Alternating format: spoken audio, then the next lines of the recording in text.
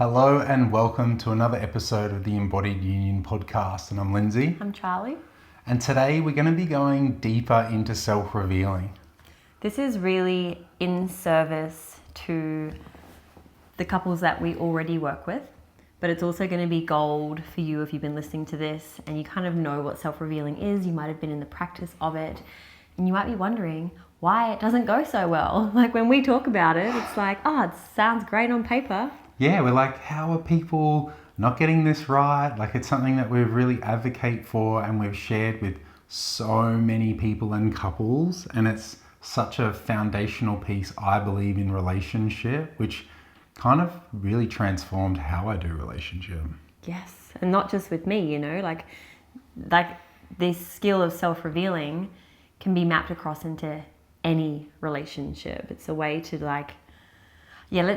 I reckon, just in case it's someone's first time listening to the podcast, let's explain what self-revealing is before we point out what the gap is. Yeah, so look, self-revealing in the way that I think about it is letting the other person know what's truly alive for me without them having to try and mind read or figure it out. So it's basically like I am revealing, I am the one who's going to go first in this interaction and communicate what is really alive for me. And sometimes that's not, I don't need anything. I don't need anything to change. I just actually need to let the other person know what's happening for me in my internal world. And getting that validated by my partner allows for something to settle in me, and it allows for what I believe is co-regulation, which is kind of like the fundamental healing process in relationship, and it allows for true connection to arise in between two people. So basically, we teach couples to self-reveal when they want to bring a trigger forward. It doesn't always have to be a trigger, but it's the skill that we teach for, because relationship conflict is actually really normal, because no matter how much work you do on yourself, you are human, you are with a human, conflict is going to bubble up, you're going to butt heads. It's actually a really great thing because it's how you use triggers and relationship for growth. And for most couples, when stuff is triggered, that's usually when relationship starts to break down. But we believe if you can do it in this self-revealing way, then you can bring your trigger forward in such a way that it actually keeps your partner on your team. And there's a willingness for them to explore it with you so that you can, as Lindsay said, co-regulate and move towards healing together. So like when you self-reveal, rather than I'm in my trigger and I'm so triggered and it's your fault and I'm going to blame you for something, it's like I throw it into the middle of the relationship. It's like we throw it onto the table and then we both get to look at it together. And there's certain language to use to get it right. And a lot of the couples that we are working with, they're in the practice of this and they're using the right language. And we're starting to see a pattern of where it and how it can fall down. And I think that you're right with that, is because in the language that we've used previously, it's like, this is a trigger of mine, this is what's happened, or I have a trigger. And so when we're sharing our trigger, it's easy for the other person to sort of react to that trigger or to not validate it or to get caught up in the actual what happened, rather than where we're getting to, which is what's more deeply, truly underneath it all, what's really alive. Yeah, because mostly when your partner brings you a trigger, you're taking it personally, you're feeling like there's something to defend, and that can be because maybe your partner hasn't brought it forward well, they haven't self-revealed in the way that we're going to explain, but it's also hitting up against your wounding. And this is why for most people, one person brings a trigger and it ends up trigger meeting trigger. And we've got two nervous systems just bouncing off one another and going into collapse and reactivity. Wait up, did you just explain how arguments actually happen from a nervous system point of view? Because I think that's so important. Most couples aren't really aware of this, is if one is dysregulated and the other is holding space and then starts to wobble and can't hold it any longer and doesn't know how to call a timeout or a stop, and then both parties are triggered, that's exactly how a conflict occurs and continues to happen, because both parties are dysregulated. How many times have you been in a relationship in this scenario and are still trying to figure it out or trying to come to some resolution when both of you are dysregulated? Like, it never goes well. One person has to be grounded. And that's why when we teach self-revealing, one of the very first steps is, say I'm the one with the trigger and I want to share it, I want to self-reveal to Lindsay, I have to ask him for permission. I can't just dump it on him because I feel ready to share. I have to say, babe, probably not babe if I'm mad at you, but I want to self-reveal, can you hold it? And I want him to really check in, and I want him to see how his nervous system's doing, if he's tired, if he's overwhelmed, if he's triggered, if he's distracted, if he's busy, if he's not present. I need him and want him to say, no, actually, I can't hold it right now because I want it to go well. And we have a rule that we don't just leave it like, no, I can't, but we'll just hope it happens later. It's like, I can't right now, but what about in an hour? Or what about tonight? Or what about tomorrow? Not like, what about in 2 weeks from now? But yeah, and no is always followed up with a when instead. yeah, it's because like we really honestly have a clean as we go policy in our relationship. It's 3 years together and there's nothing hiding in the cupboard, you know, like no unresolved anything. No water under the bridge. We have history, but we don't have hurt lingering. Yeah. No resentment. And so this is one of the first things that we see where couples, they learn about self-revealing, we tell them this, but they forget. You have to ask for permission. And if your partner is the one asking you for permission, don't just say yes. Like really take a moment. Like if Lindsay says yes and he says it very fast, I'm like, can you actually just go inside and like have a look?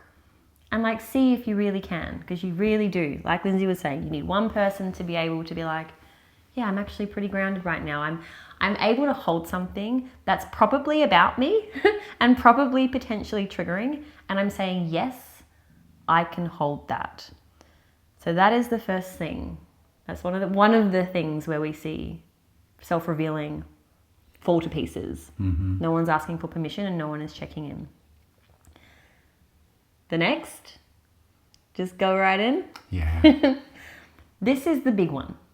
This is honestly the big one. The way that we teach self-revealing is before you self-reveal, there's a very, very important step. It's the most important step. And it's that you take your trigger away and you practice self-inquiry with it. You actually unpack the trigger. What just happened for me? Lindsay said something or didn't say something. He did something or didn't do something. I'm going to go away and see, what did I make that mean? Like what happened? Like what happened on the surface? What did I make that mean about me? What did I make that mean about the relationship? What did I make that mean about him? What is the deeper wound inside of me that has been activated? And we'll do some examples to make this like really clear. But I want to have spent time unpacking my trigger so that when I go to self-reveal, I'm going with this attitude of, hey, something came up for me. This is what happened. This is what you did or didn't do or said or didn't say. I've gone away and looked at it. And what happened for me is that I made it mean X, or this really scared little girl was activated inside of me, or my fear of abandonment was triggered, or this deep-seated belief that I'm not going to be okay. Because when you self-reveal, it's not about having the right language, I language, so you can, and a practice, but just to continue to blame your partner. Correct. Self-revealing is about exposing the deepest and most vulnerable and most responsible part of the trigger and what happened for you. Because when you bring that forward, your partner is way more likely able to hold that with you, because you're not going in with blame or projection. It's not an attack. Because I've already sat with my trigger, some of the brunt of the heat has moved, so I'm not going in. This is another thing, like I can self-reveal and have all the right I language and say all the right things, but if my energy is still fuck you and like how dare you, or blame. The energy is blamey. That's all he feels. He doesn't even hear what I'm saying. He just feels that he is still being attacked, and I've lost him. I'll still have the guard is there. And what I really know is if you come to me with deeper truth, like you really come to me with like this part that is vulnerable or is sensitive, it inspires compassion for me. Yes. It inspires me to be so with you on that, because you can really feel the honesty in it and not the blame. It's like there's curiosity for yourself in it, and that inspires curiosity for me about you. It's like, oh, tell me more. Like, I want to get to know you. Like, conflict and self-revealing is all around bringing deeper connection and deeper awareness of self and with the other, you know? And it is such an amazing experience when I bring a trigger forward and it gets completely validated. Lindsay's just like, wow, did that really happen for you? Is that really like, oh, you sweetheart. I'm so sorry that you're feeling like that. But the only reason he's able to do that and meet me in that way is because I have gone and met my trigger, and I'm bringing something so much more responsible forward. I think we should do some what not to do and what to do, because my sneaking suspicion is that we're teaching couples this, but they're going away and they are skipping the self-inquiry part. They have a trigger, and then they say, Charlie and Lindsay told us to self-reveal. I want to self-reveal, but they haven't actually looked at it properly. And they're still just bringing forward the trigger. And then they come to us and say, she couldn't hold it. He couldn't hold it. It's like, well, did you do it in the way that we said? And we're finding that this first self-inquiry step is getting completely missed. Skipped. And it's the most important. You can't self-reveal unless you've done this. Well, yeah, the two parts that are most important is you've done the self-inquiry, and also you then ask for permission first, because often we're so in it or so quick to self-reveal that we haven't done the internal work first, and then we haven't picked a time that's actually appropriate, you know? So it's just, feel for people in those moments. But once you commit to all of the steps, you then, like I said, you have this beautiful experience, and you're like, whoa, like my trigger just got completely held. It's like the fire that was inside of you just got completely put out. It's just like, validated, seen. What's one that you've got? Okay. Loaded in the So I'll do it in the way that I think our couples have been doing it. So I want to self-reveal. Okay. And what I'm noticing is that you're always on your phone and you're not spending time with me, and it's not okay. It's not what I want. It's not the kind of relationship that I want. So what I hear you saying that, and I'd be doing the correct way, but there's still this part of me holding, is that you're really triggered by me being on my phone a lot.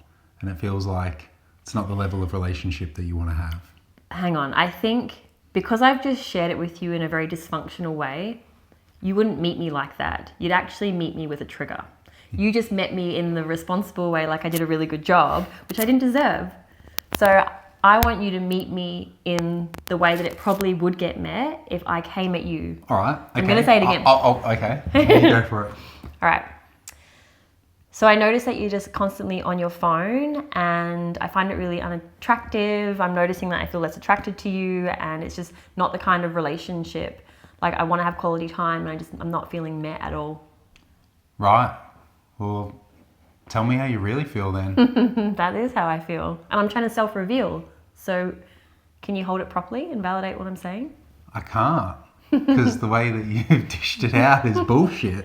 And this might be a little bit more harsh than these, like our couples are doing it. But can you see I've felt my trigger, and I'm still in the story. I'm bringing forward the story. I'm still triggered.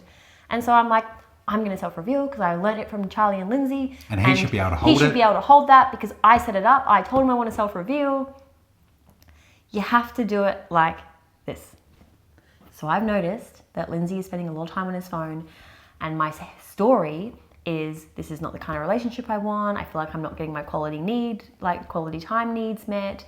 da-da-da. I feel contraction in my heart. I feel like I just feel pissed off. So I take myself away and I go through like a journal process that I do kind of in mindfulness to be like, okay, what's the surface level trigger? On his phone, feeling a bit like on his phone, feeling disconnected. And then I figure out, like, what am I making that mean? I might be making that mean that he doesn't care about me the way that he did in the beginning of the relationship. I might make it mean that I feel alone in this relationship. What else could I make that mean? Oh, that my phone and my online connections are more important than you. Mm-hmm. That I'm distracted or not as present, and that's not as attractive. Yep. I'm doing something on there that feels sneaky or feels wrong or feels like uncomfortable for you. So see, like we get to actually, not the surface level trigger, what I'm making it mean, like what is the deeper truth. But then I would go another layer deeper and it's like, what wound or fear is being activated in me? And so for me, it would probably be some version of you don't love me or I'm not lovable. And it's different depending on the person. We all have our own like flavor of deep-seated wound. But once I've gotten to that, that's actually what I want to then bring forward to Lindsay. So I might say to him, I'd like to self-reveal. Can you hold it right now? And I check in. Yeah, I can. So I notice that when you're on your phone, when we're spending time together, I am making it mean a whole bunch of things. I have this little part coming up that feels really scared, that like you don't want to be as present with me as maybe you were in the beginning, and this really like uncomfortable feeling of like I'm not good enough, I'm not lovable, like you don't love me, feels really activated in those moments, and like it makes me feel like I want to shut down, but I don't want to. And what I hear you saying that is when we're together and I'm on my phone, there's actually a really scared part of you that feels like it's not as loved as it was and feels like shutting down, feels like pulling away. Yeah. Yeah. That's what you gotta do. And that's not the end of the... It's not actually the end of the process though, because after that, when he says that, he's just... in my sharing was probably too wordy. You want to keep it to as simple a sentence as possible so Lindsay can repeat it back. You did a really good job of repeating back all of my words then. But when your partner does mirror it back to you, something inside of me, even though that was made up, I was like, oh, yeah, like you really get it. You see me, and just something settles. And it might even be like 1% settling if you're really like it is something really big. But it provides like a settling, and there's kind of nowhere to go. Well, there's nowhere for it to escalate, because it's like... Well, it's attunement. What I'm really offering is he's present. He's attuning to me. He's mirroring back. And so it's just like, huh. Yeah. And then from that place, it's like I get to then offer something as the receiver of it is like, I would offer something in that scenario of like, well, what I'm really committed to is you feeling really safe in this relationship. So what I would do as an action around that is I'm so happy to put my phone away when we're together and just really be clear on when we're working and when we're not. So it's not half-assing it. Does that feel good for you? Mm-hmm. And if that didn't feel good for me, or if Lindsay didn't have a suggestion, he could ask me like, is there something that you would like? And then I could ask for something, and it probably would be something similar. It's like, yeah, just when we're together, if you need to do some work, can you just say, babe, I just need to do this thing and I'll be right back with you. Can you just let me know? And so you can kind of collaborate on this part and come up with then an agreement moving forward. Yeah, because I think the thing that I really want to speak into here, and I don't think it gets spoken to enough, is like, it sounds like there's a boundary being crossed somewhere, but if there's no agreement first, it's really hard for both people in the relationship to be on the same page if there's no agreements, because boundaries without agreements, they just feel like they're out of the blue. It feels very reactive. It's kind of like all of a sudden I'm working and I'm just providing and doing my business, and Charlotte feels upset by that. I feel really stuck otherwise in that place of like, I'm trying to do good and then it's wrong. That can lead me into a whole spiral myself. So it's like, no, Charlotte loves that I provide and do that sort of stuff, and she also just wants my presence when we're around each other. So it's like, okay, well, I want that too. So let's make an agreement. And by you self-revealing, it kind of allows for that to happen as well, which is amazing. That we actually get to share our most vulnerable parts with our partner in a way that gets met with love and attunement and co-regulation, rather than our sensitive parts that we actually are speaking up for, our needs and our missing experience, doesn't get shut down. It's like we're already hurting, and often when we reveal our hurt and we get met with more hurt or more resistance, it's even more dysregulating, creates even more chaos in a relationship. So really see this as a powerful avenue for couples. Yeah, and that's basically that's where we see it fall down.